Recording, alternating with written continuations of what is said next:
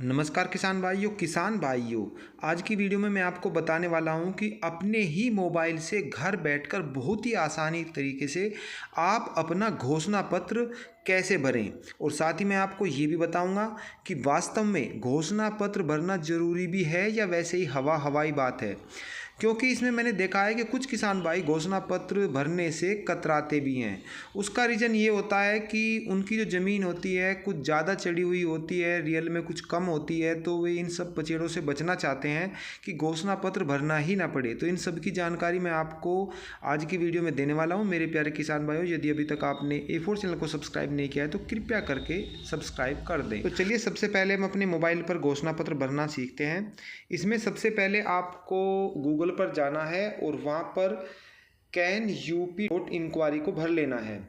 इसके बाद इसे आप ओके कर देंगे। इसे आप क्रोम में खोल सकते हैं। क्रोम में खुलने के बाद कुछ ऐसा आ जाएगा। नीचे आप जो इसमें ये कैप्चा है, इसमें कलर में जो लिखा हुआ है SB7P54, इसको आपको अपनी कीपैड पर जब इस पर आप उंगली मारते हो तो कीपैड आ जाएगी इस तरीके से। और इससे आप इस पूरे के पूरे जो डेटा ये मैंने दिखाया है, जो नंबर लिखे हुए हैं, हूबहू आपको ये ऐसे के ऐसे ही इसमें भर देने हैं, जैसे कि मैं भर के आपको दिखा रहा हूँ। इसमें कोई आपको बदलाव नहीं करना है। जब ये आपका इसमें पूरा भर जाएगा, भरने के बाद में ये देखिए कुछ ये आपका खुल जाएगा। तो इसमें सबसे पहले जो इसमें सेलेक्ट डिस्ट्रिक्ट है, इस पर ओके करेंगे तो ये सारे ज़िले आ जाएंगे। जिस ज़िले में भी आपकी फैक्ट्री है, ये ध्यान रखना है कि ज़िला वो होना चाहिए जिसमें आपकी फैक्ट्री है, उसको आप ओके कर दीजिए। दूसरे नंबर पर आता है फैक्ट्री का नाम। जो भी फैक्ट्री का नाम है इसे ओके करेंगे तो ये फैक्ट्री आ जाएंगी। इसमें जो भी आपकी फैक्ट्री हो उस फैक्ट्री का नाम इसमें आप लिख देंगे। इस पर आपको उंगली मारनी है, वो अपने आप आ जाएगी वहाँ पर। वो तीसरे नंबर में विलेज आ जाएगा। जैसे ये भरा है ऐसे ही विलेज आ जाएगा। विलेज में जो भी आपका विलेज हो, इसमें आपको विलेज ओके कर देना है। तो विलेज आ जाएगा। विलेज के बाद में सेलेक्ट ग्रोवर है, लास्ट में नाम है, जो भी आपका नाम है कोड सहित ये इसमें आ जाते हैं। तो इसमें ये सब आपको ओके कर लेना है। तो ये आपकी पूरी फिगर आ जाएगी नीचे।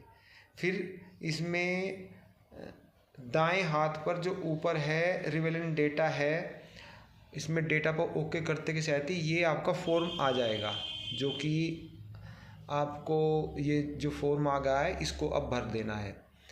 यही घोषणा पत्र है। इसमें आप बैंक खाता संख्या के द्वारा भी भर सकते हैं, जो लास्ट के 4 अक्षर आते हैं, और आधार संख्या भी। मैंने इसमें बैंक का नंबर फीड किया है, वो मैं इसमें यहाँ पर नहीं दिखा रहा क्योंकि बैंक का अकाउंट नंबर जो होता है वो नहीं दिखाया जाएगा।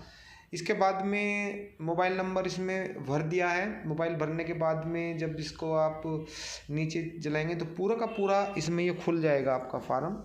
सबसे पहले इसमें ज़िला है, ज़िला भी ऐसे ही खुल जाएगा। जो भी आपका ज़िला हो उस पर ओके कर दीजिए, उसमें फीड हो जाएगा। इसके बाद में दूसरे नंबर में जो आता है आपका जो तहसील है वो आ जाएगी। तहसील भी आपको इसमें भर देनी है। चौथे नंबर पर आ जाएगा इसमें आपका गांव। जो भी आपका गांव है वो गांव को भर देना है। इसमें इसमें आप जिस पर भी उंगली मारोगे, जो भी चीज़ इसमें आपको दिखाई दे रही है, वो सारी की सारी इसमें ऑटोमेटिक ही आ जाती हैं। इसके बाद में जो अब आ रहा है खतौनी खाता संख्या। मैं यहाँ पर वैसे ही फिगर इसमें डाल रहा हूँ, लेकिन आपको जो ओरिजिनल आपकी है वो इसमें फीड करनी है, तभी आप आगे बढ़ पाओगे। ये भरने के बाद में अगला जो इसमें कॉलम आ रहा है वो है गाटा संख्या। जो भी गाटा संख्या हो वो भर दीजिए कुछ इस तरीके से। मैं सिर्फ एक अंदाजे के हिसाब से भर रहा हूँ, ये कोई असली या ओरिजिनल फिगर नहीं है। फिर आता है आपका गाटा क्षेत्रफल हेक्टेयर में। तो जो भी आपके गन्ना बॉन्ड में जितनी भी आपकी ज़मीन होती है उसमें दर्शाई गई होती है वो इसमें आपको फीड कर देनी है। मैं यहाँ पर एक अंदाजे के रूप में ही कर रहा हूँ, ये ओरिजिनल नहीं है, तो आपको अपनी ओरिजिनल यहाँ पर फीड करनी है। फिर शेयर प्रतिशत कर दीजिए। जो आपका जो उसमें कैन एरिया है वो इसमें कैन एरिया इसमें दर्शाना है। मैं ऑटोमेटिक वैसा ही कुछ इसमें कर रहा हूँ, कोई ओरिजिनल चीज़ इसमें नहीं भर रहा। इसके बाद में जब गाटा संख्या हो गया, उसमें आपको फिर वैरायटी जो भी इसमें वैरायटी हो उस पर आप टिक कर देंगे तो ऑटोमेटिक इस पर वैरायटी आ जाएगी कुछ इस तरीके से। फिर इसमें पौधा क्षेत्रफल है वो उसमें भर देना है, कितना पौधा है, पौधे ओके कर दीजिए। फिर पेड़ी भी भरनी है, पेड़ी भर दीजिए, यानी कि जितना भी पौधा है पेड़ी है टोटल कैन एरिया में वो इसमें आपको ओके कर देना है। वैरायटी आपने भरी दी है। लास्ट में अब ये पेड़ी क्षेत्रफल में भर दिया है तो इसमें अब शरदकालीन गन्ना हो तो वो भी आपको भर देना है, जो भी वैरायटी आपने बुआई की है। यदि नहीं है तो कोई बात नहीं, उसमें फिर आपको कुछ भरने की ज़रूरत नहीं है, नेक्स्ट पर आप चले जाएंगे। कुछ इस तरीके से जब आपका इसमें शरदकालीन का क्षेत्रफल भी है, इसमें ये भी आपको ओके कर देना है कितना आपने बुआई की थी शरदकालीन की, और लास्ट में जो ऐड है इस पर फिर आपको ओके कर देना है। तो आपका टोटल जो घोषणा पत्र है वो आपका भर जाएगा और वो सबमिट हो जाएगा। अब बात दूसरी आती है कि जो किसान इससे बचना चाहते हैं, भरना नहीं चाहते हैं, तो देखो मैं पहले जो साल के जो रीजन है वो बताऊं तो ये कुछ साल पहले भी भरा जाता था, तब ये ऑनलाइन नहीं था, सिर्फ ये जो पेपर होते थे उसी पे और कामदार 2-4 के भर के आगे पहुंचा देता था, तो सब काम ऐसे ही चल जाता था। लेकिन पिछले 1 या 2 साल से ऐसा हुआ है कि जब से ये संजय आर भूसर रेड्डी आए हैं तो इन्होंने ये सब कुछ ऑनलाइन कर दिया है। अब पहली साल की यदि बात की जाए तो इन्होंने बहुत जोर लगाया कि घोषणा पत्र भरो, घोषणा पत्र भरो। ऐसा भी नहीं है कि सभी किसानों ने भर दिया, उसमें कुछ किसान बच गए थे। लगभग 30 या 40% तक किसान ऐसे थे जिन्होंने घोषणा पत्र नहीं भरा था।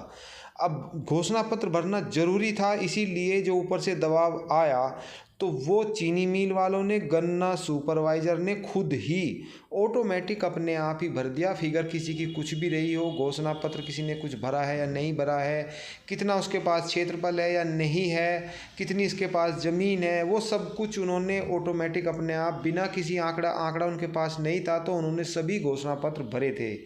जो पहली साल की रिकॉर्ड है मैं वो बता रहा हूँ। हालांकि उसमें आंकड़े जो थे वो ओरिजिनल नहीं थे, क्योंकि चीनी मिल वाले और जो गन्ना सहकारी समिति का सुपरवाइज़र है उनके पास ओरिजिनल जो आंकड़े थे वो नहीं थे, लेकिन उन्होंने अपने तरफ से ही वो सब कुछ उसमें भर कर सबमिट कर दिए थे, तो उसमें कोई उनको दिक्कत नहीं आई थी। तो यानी कि जो दाब पड़ी थी पहली साल भी जब घोषणा पत्र नहीं भरे गए थे तो वो गन्ना सुपरवाइज़र पर और चीनी मिल पर पड़ी थी। अब मेन बात है कि इसे वो किसान नहीं भरते जिनके कुछ आंकड़े प्रभावित हो सकते हैं, वो समझ रहे होंगे उस बात को।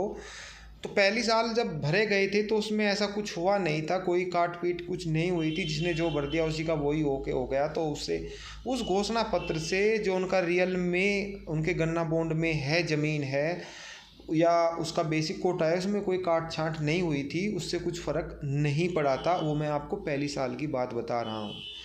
तो ऐसा कुछ नहीं है, आप बेहिचक होकर भी इसको भर दीजिए, इससे आपका कुछ काट पीट नहीं होगी।